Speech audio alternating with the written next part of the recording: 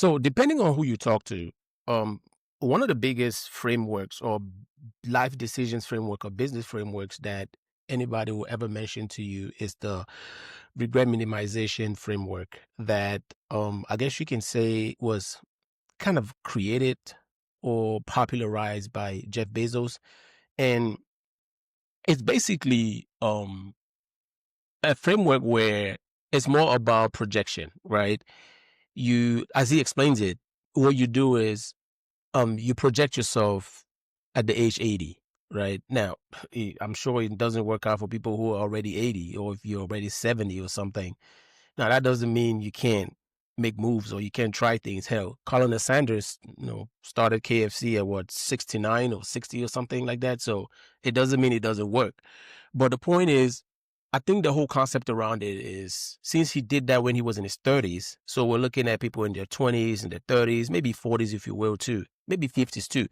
It's basically a concept where you project yourself forward when you're the age 80 and you ask yourself, will I regret not trying certain things, right? I'm just trying to simplify it here. Trust me, I'm not trying to go detail into it and break it down. I just want to talk about the issues that I have with it.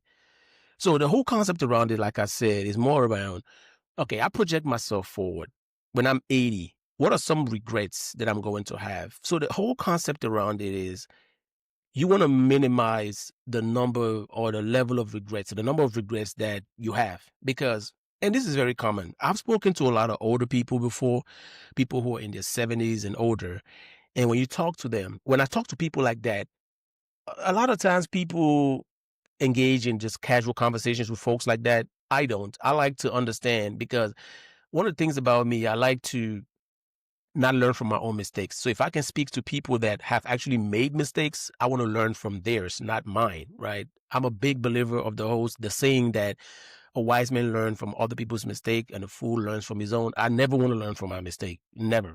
That's if I can avoid that, I will. Now, the whole point around it, like I said, is to project yourself forward and say, okay, now I'm 80 years old. Let me look back. What are some of the things that I regret? Do I regret not talking to this girl? That could have been my wife. Do I regret not starting this business? Do I regret not investing in this thing? Do I regret not, you know, resolving my issues with, a loved one, whatever that is, right? And it just doesn't apply in business. I know the framework is more pointed towards business, but it applies in life as well. And you ask yourself that question. Now, the goal behind it is, okay, let me try it. At least I'm not going to regret not trying it, but I'm going to regret not trying at all, which is fine. I agree with that concept. I agree. I'm a wholeheartedly 100% about it because, I mean, we do have regrets. Life, like I always like to say, right? Every decision in life has a price. You have a price that is affordable and when I say a price, I'm talking kind of consequences because there are some consequences in life that you can recover from. Like I always like to put it, the price, is a price that maybe you can pay it off and recover from it. And there are ones that are expensive. The ones that you can pay it off, you're probably going to pay it off for the rest of your life. So that's how I look at life. Just like life has two sides, you have risk and you have regrets. So you choose to take risks and minimize the regrets, or you don't take risks and you basically maximize your regrets, right? So let me go to the problem that I have with that. Well, maybe not problem, depending on how you see it. It's more like my own, you know, pushback that I have on it. Now, a couple of pushbacks that I have. Number one for me, I think as much as a framework doesn't make it age specific, to me, age matters in this situation. Because like I said, if you're 70, why are you running that framework? That doesn't mean you can't try things. Like I mentioned earlier, Colonel Sanders started KFC or discovered a recipe that launched KFC at what, 69, 60, something like that, right?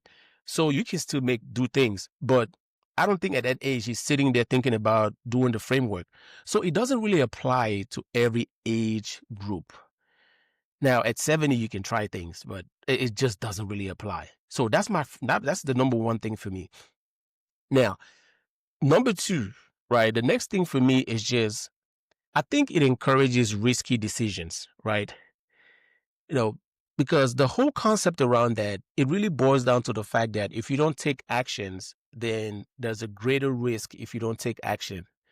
But we also have to look at the impulsive side of things because sometimes people, I equate that this particular point to the whole movement, if you will. I think the movement has slowed down a little bit, but you go back a couple years, there was this whole movement where you have to quit your job and start a business.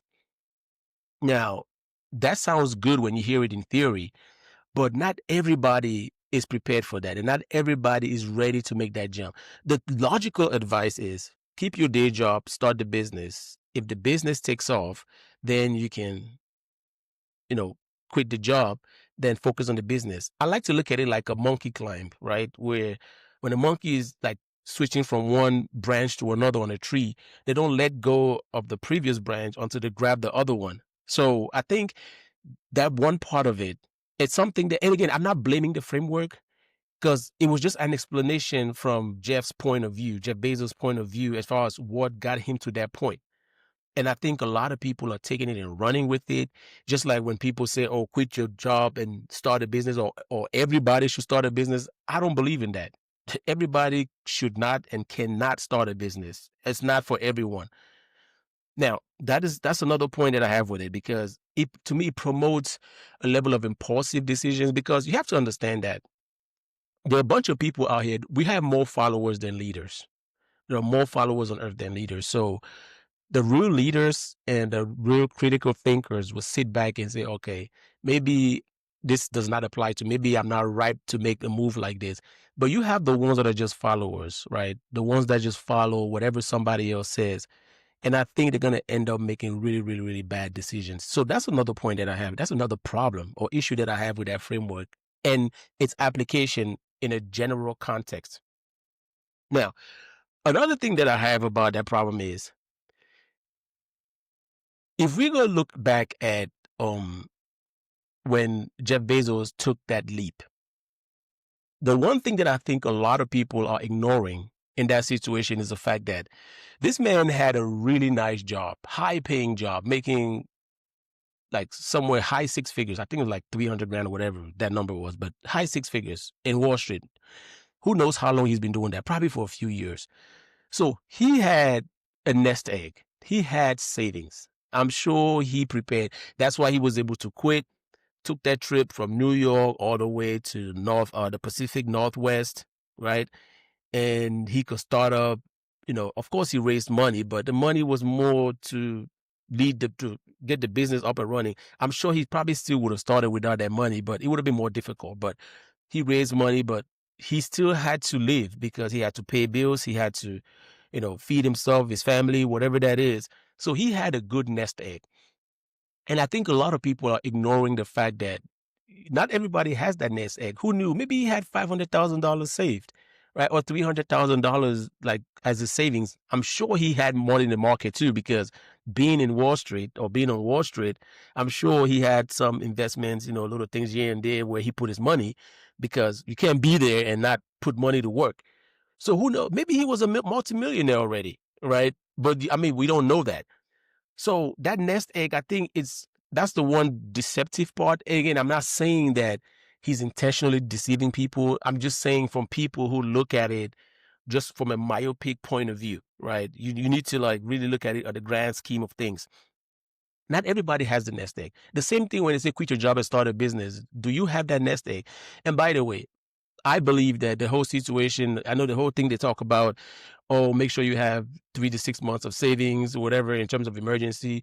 That applies to when you're working a regular job. If you're going to go start a business, you don't want to rely on that because you're probably not going to make any money depending on the business. You're probably not going to make any money for, you know, if you're doing like a regular boarding type business, like mowing lawns, you're probably going to go for 5 months, right? Without like enough money to sustain your family, maybe longer because there are too many, because you're competing against a 15-year-old who's on summer vacation and you're competing against that retired old man who's like 65, 70 and you just don't want to sit at home. And so he's, got a lawnmower and just getting people to pay him $30 to mow their lawns. But depending on the business, you can go for 36 months without enough money, without any money. So that 6 months thing does not really apply in this situation. So I think that the people omitting that nest egg part of it, I think that's a bigger problem. And sometimes, and I've seen a few people who actually did the whole concept of I'm going to quit my job and start a business, and they went right back to looking for a job because they ran out of money. They realized it wasn't as easy as they thought it was going to be, so they went back and got a regular job, and now they turned the business into a side hustle. And once they graduate from a side hustle to a full-time hustle, then now they make that final transition. To me, that is the biggest problem, right? That's a bigger problem that I think a lot of people are ignoring, and I think that's what they should pay attention to. Now, another thing that I also want to throw into that as well is that analysis paralysis is real. And this particular point really applies to people who are more of age, because you have to understand that a 20-year-old can run through that framework and say, well, I just graduated from college, or let's say 25-year-old, I just graduated from college. I have no kids. Yeah, I might have a couple thousand student loan debt, whatever. Or if you're one of those kids that went through the whole education, went through the whole college system with scholarships or whatever. But so they have the liberty. They have more runway to mess up, right? So they can run that thing and say, okay, you know what? 60 years from now, I'm going to be, or 55 years from now, I'm going to be 80. So I can run that framework. Now, that's different for a 45-year-old who has maybe 2 kids, a wife, right? And the mortgage got to get paid. The feeding got to happen. Kids got to need their diapers or whatever else. So that point alone, it can somebody at that age and with that much responsibilities can actually sit around and just process like what could go wrong for so long, or do I need to jeopardize the kids' college fund or whatever that is. You can overanalyze it and you become paralyzed by your whole decision. So you find yourself a year, 2 years later, you're still basically analyzing that decision. So it doesn't really apply to every age group, because some age groups can just easily do that and they have more runway or more bandwidth to mess up, and some really don't. So I think people also need to really look into that. And that's one of my pushbacks as well when it comes to that framework. So I think people need to really pay attention to that. Now, I think I have a couple more pushbacks when it comes to that. The other one is sometimes we have a habit, because we as humans, we love to imitate. We are just, we are, what is it called? Or the thing of, we are creatures of habit. And sometimes we like to follow somebody else's formula thinking it worked. And I kind of blame social media for this, because a lot of times when you log into like any social media platform, you will see somebody say, oh, well, I quit my job, started a business. 3 months later, I made $1 million. A lot of those things are lies. They're not true. And the reason I'm saying that, not because I'm trying to hate, but because I know personally a couple of people who said that, and I know they did not make that money. And I'm not going to go online, of course, and, shame them or anything. Hey, do your thing. It's your hustle, right? But it's not true. Now, does that mean that you can start a business and go to $1 million in 3 months? Yes, you can. But I think here's the part where it's not quite discussed. Because when you dig deep into the story, you will find out that a lot of times these people, or some of them, right, the ones that actually had those successes that they talk about, they've had multiple failures before they got to that point. So, like, and I don't want to say their name because it's not necessary here, but I've watched closely somebody's story where the headline says, oh, his business went from 0 to like $3 million in 18 months. Now, when I dug deep into their story, I realized they started a business, it failed, started another one, it failed, started another one, it failed. Now, the preceding business, or the next business that they founded or they started, was kind of it's like you're starting a business, it fails, and you learn something from it, and you start the next business with that lesson that you learned from the previous one. And that's how they start. I think they went through like 8 different business ideas, and the one that hit, they already had that much knowledge that they've accumulated those many years, through all those years, and they understood exactly what a product market fit is, and they understood exactly what the customers wanted. So they knew exactly what to put out there and how to market it because of so many years of experience. So they blew up. They already had the foundations in place. So yes, those stories do exist, but it's extremely rare compared to what is being put out there. Now, I know I kind of digressed a little bit, but the point I'm trying to say is a lot of times the opportunities that you're really looking for is right in front of you, right? Because sometimes we look at somebody else's formula and say, man, he did this, I should follow the same formula. No, his formula is not your formula, right? So you don't want to go in there and say, okay, well, I'm going to do that framework. Maybe the path that you're on, that is your formula. That is your regret minimization framework. I mean, you may not call it that, but maybe that's the path. You've already started that framework. You've already started. You're on step 1 or step 2 of that framework, but you're going to ignore it and go and try to start something else that because somebody else did it. So you don't want to do that. I think that is the one thing that a lot of people, like I said, a lot of people are followers, so they're not really taking the time to analyze their situation, right? It reminds me of something that I always like to say, that sometimes we get caught up counting somebody else's money or watching somebody else's money and lose track of our own, because sometimes you're making progress and the progress might be hard. And speaking of which, because I read the Everything Store book, Jeff Bezos, the whole process with Amazon, and sometimes when he does his interviews and we sit there and we listen to it, we think, oh man, it must be a right. Read that book and like I was reading the book, not paying attention to the successes, but more to like the struggles and the failures. There were times when I sit back and ask myself, man, how did he keep going? Like, because I would have quit. Like, there was so many hurdles. Yeah, he gets criticisms today, or whatever that is. That's fine. Every business person gets criticism. You can't get to the top without stepping on a few toes. But the point is, there were hard moments. Now, imagine when he was trying to survive things and all these other companies that showed up. Because remember, during the internet, when the internet bubble burst in 2000, right around the 2000, there were some companies that went under. There were other companies that were started doing that. I mean, think of like Google started in 98 and kind of took up in his own way. Yeah, I understand. Yeah, he was an early investor in Google. So I mean, it wasn't really a competition to him, but there are other things that came in between. When you read that book and you see other things where he could have pivoted and switched and changed his strategy, but he had a vision. That was his vision.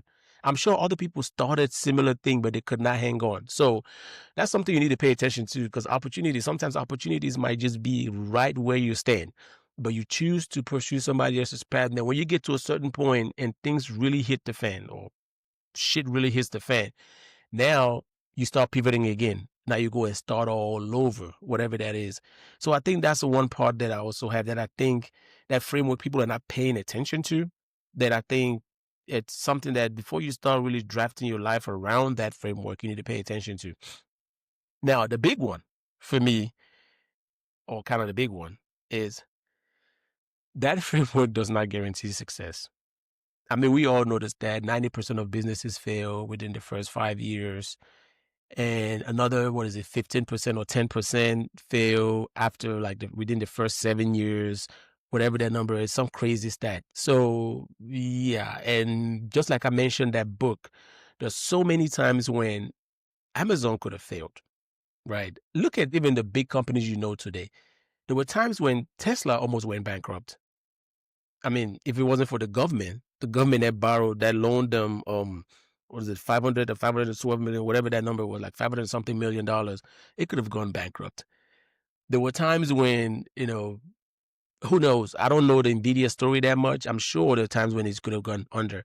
Hell, Apple almost went under. Microsoft built Apple, right? Amazon could have gone under. I mean, go look at these stories. Like when you look at these stories, you see places where the companies could have gone under. So there's a tremendous amount of luck, timing that really goes into play. So you can follow that framework all you want, and it doesn't guarantee success. I know we see all these successful companies, but do you know how many failed? Because that's one of the things that I enjoy the most, reading companies, like stories about companies, how they started, how they got there, because I love to learn struggles. That is how I get myself mentally prepared for life in general. Because when I see successful companies or individuals, I don't care about when they made their first million, how they made their first 5 million. Yes, that's important. But my thing is, what are the struggles you went through to get that first million, that first 5 million? That is my interest. That's what I'm interested in, because I know if I'm following that same path, I would definitely go through things. Like, I love investing. I have this knack, like I have interest in investing. And currently I'm reading The Confidence Game, the story about Bill Ackman, which is, to me, he's my Warren Buffett, right?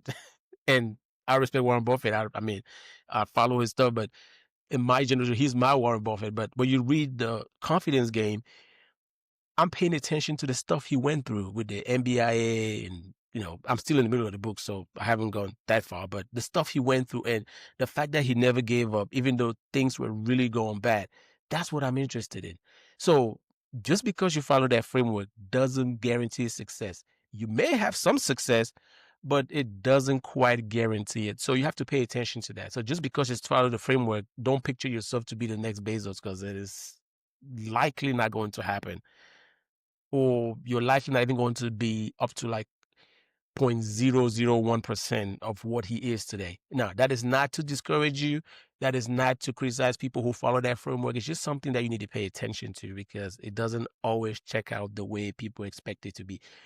Those are my thoughts, and that's what I think about that framework. And now I love it because I use it too, to be honest. I'm going to be honest. I revisit the framework and I adjust it. I adapt it as I go. And that's why I'm okay trying so many different things. And trust me, I have tried so many things. Hey, it keeps failing, and that's okay, right? All it takes is one. Like, all it takes is one. So I'm sure that one is going to hit at some point. But yeah, so I mean, those are just my thoughts around that. And hopefully somebody can listen to this and say, you know what, that makes sense. Or maybe he's just full of shit, whatever. That's fine too. I'm okay with it. But just something that I thought I'd share.